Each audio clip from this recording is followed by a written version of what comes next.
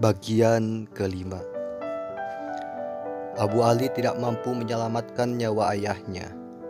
Saat itu, harapannya hanya satu. Allah mengambil nyawanya, lalu memberikannya pada ayahnya itu. Itu pun tidak terpenuhi.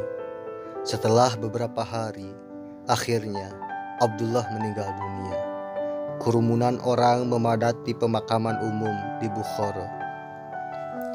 Sejak saat itu, Abu Ali tidak betah lagi tinggal di Bukhara.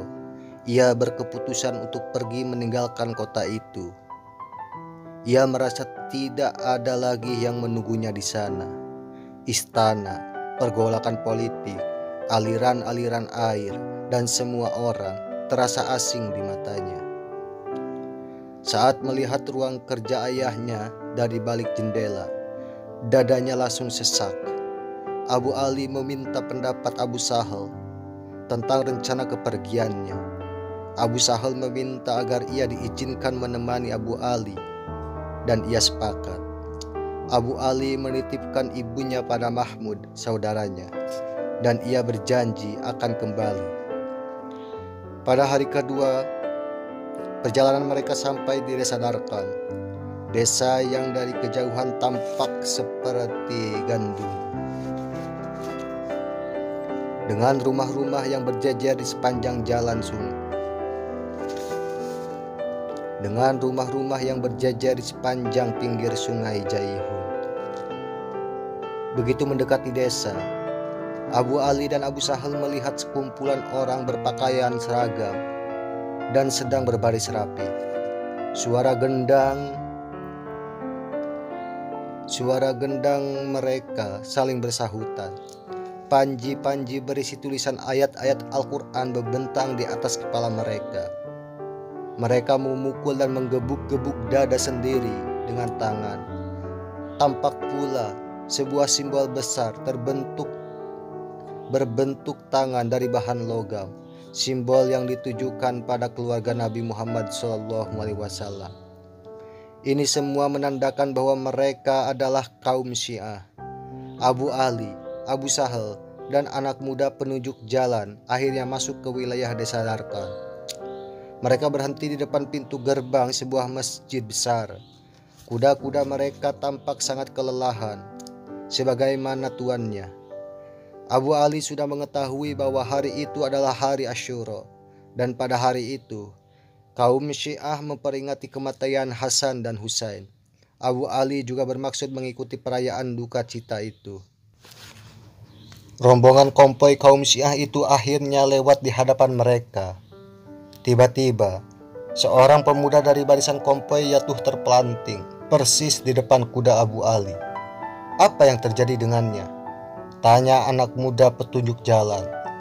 Abu Ali langsung turun dari kudanya dan berkata, dia pingsan karena kelelahan.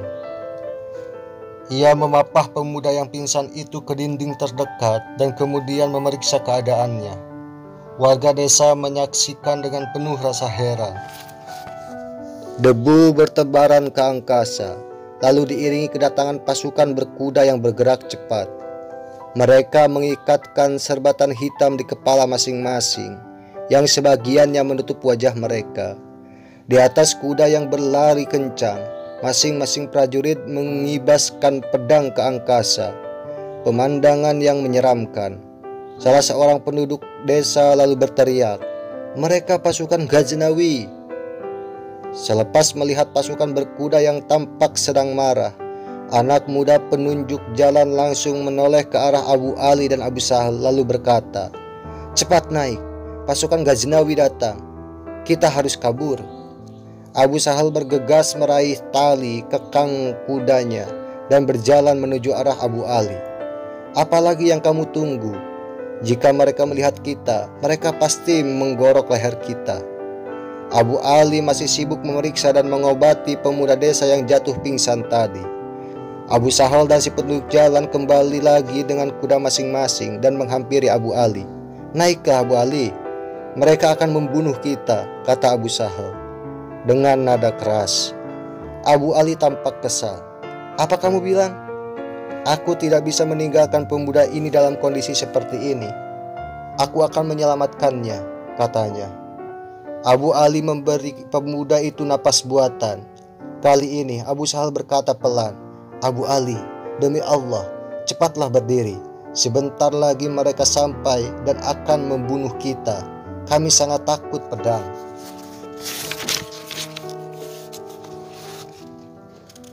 Abu Ali tetap sibuk memberi napas buatan pada pemuda desa yang sedang pingsan itu. Si penunjuk jalan lalu berkata pada Abu Sahal, "Sudahlah, tinggalkan saja dia. Ayo kita pergi." "Apa kamu bilang? Apa kamu sudah gila? Aku tidak akan pernah meninggalkan Abu Ali sendirian," kata Abu Sahal marah. Abu Ali bersembunyi di balik kerumunan orang. Ia masih sibuk mengobati pemuda desa itu. Sementara pasukan berkuda Ghaznawi terus mengayun-ngayun pedang mereka. Pada saat itulah Abu Ali melihat sebelahan pedang mengkilat dan sebuah tangan yang menjulur ke hadapannya. Ia tahu itu Abu Sahal. Ia meraih tangan itu dan lalu meloncat naik ke atas kuda. Abu Sahal menjauh bersama Abu Ali dan si petunjuk jalan, lari dari kerumunan warga desa dan pasukan Ghaznawi. Mereka akhirnya selamat dan menjauh dari desa itu. Ketika sudah berada di balik rimbun ladang kapas dan yakin tidak terlihat oleh pasukan Ghaznawi, mereka memperlambat langkah kuda. Kini mereka berjumlah 3 orang dengan 2 kuda. Abu Sahal tampak sangat gemetar karena ketakutan, lalu bertanya pada si petunjuk jalan, siapa sebenarnya mereka itu? Sangat menakutkan. Abu Sahal secara tidak sengaja melihat lengan Abu Ali yang berdarah. "Kamu terluka," katanya kaget. Abu Ali langsung melihat ke arah lengannya. "Tidak parah, tapi mereka telah membuat aku kehilangan kuda dan perbekalan. Mereka juga telah merampas semua peralatanku. Aku punya ide. Kemarilah. Akan aku balut lukamu," kata Abu Sahal. "Nanti sajalah. Setelah kita berhenti, kita masih belum terlalu jauh dari desa itu. Aku khawatir jika kita bertemu lagi dengan orang-orang gila itu," kata Abu Ali menolak. Seolah-olah Allah sedang menguji kita dengan sesuatu yang buruk. Ini perjalanan pertama kita dan kita mengalami kejadian tidak menyenangkan, kata Abu Sahal. "Ya, ini perjalanan pertama yang panjang dan melelahkan," timpal Abu Ali. Pemuda penunjuk jalan tiba-tiba angkat bicara. 2-3 farsakh dari sini ada desa yang dikenal dengan nama Khan Zafrani. Kita akan pergi ke sana. Penduduknya ramah. Mereka akan memberi kita tempat tinggal dan makanan. Kita akan mengobati lukamu di sana. Setelah matahari bersembunyi di balik gunung-gunung yang menjulang tinggi, mereka tiba di desa Khan. Dari kejauhan, Khan tampak seperti benteng persegi 4 yang mempunyai 2 lantai, dinding-dinding dari bata yang lebar dan menara di setiap sudut. Di lantai paling atas ada tempat para penjaga keamanan dan toko-toko yang menjual berbagai kebutuhan pokok bagi para musafir. Setelah melewati beberapa blok, mereka sampai di sebuah halaman luas dengan kolam di tengah-tengahnya.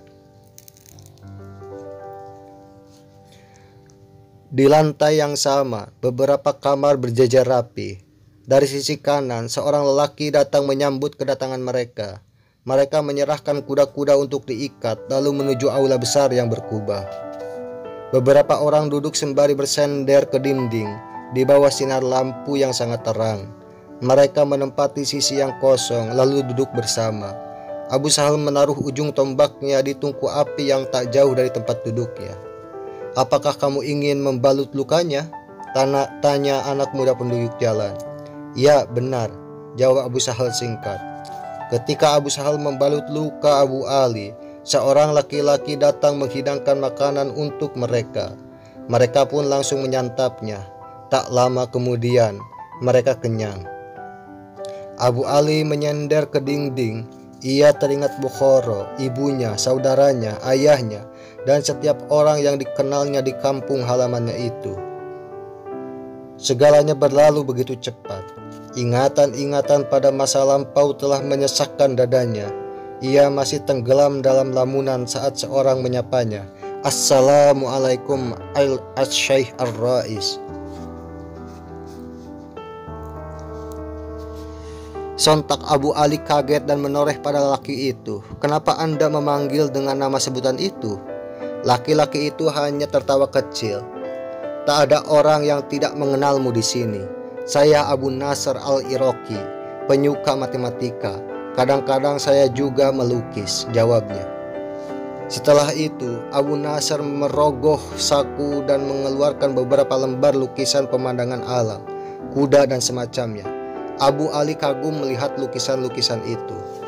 Abu Nasr berkata lagi, suatu malam, saat saya pernah melihat Anda di istana Raja Nuh, saat itu Anda sedang tenar. Kemana Anda hendak berpergian? Semalam saya masih di Darqan, hari ini di Khan, dan besok terserah Allah, jawab Abu Ali singkat. Abu Nasr Al-Iraqi menegun sejenak lalu berkata, Syekh, apakah Anda tahu jika istana Ali bin Al-Ma'mun, penguasa Jurjan, pasti akan senang menyambutmu? Dari mana Anda tahu? Sela Abu Sahal. Al-Iraqi menjelaskan, karena saya pernah tinggal di sana. Beberapa tahun lalu, negeri Ibnu Al-Ma'mun dikenal sebagai pusat ilmu pengetahuan. Selain itu, ia juga sangat mencintai ilmu pengetahuan. Begitu pula dengan menterinya, Abu Al-Husain Ahmad Suhaili. Ditambah lagi Syekh Abu Ar-Raihan Al-Biruni, sekarang juga tinggal di sana.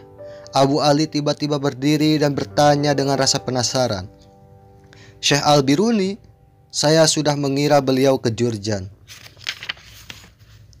Ya benar, pada mulanya dia pergi ke Gurgan.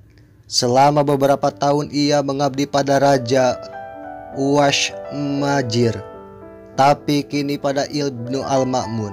Abu Nasr Al-Iraqi diam beberapa saat lalu melanjutkan, aku baru saja datang dari Faraghana dan besok akan pergi ke Gurgan.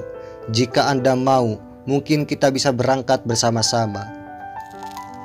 Sejenak Abu Sahal berpikir, lalu berkata pada Abu Ali, temanku, usulan ini membuatku was-was. Bagaimana menurutmu?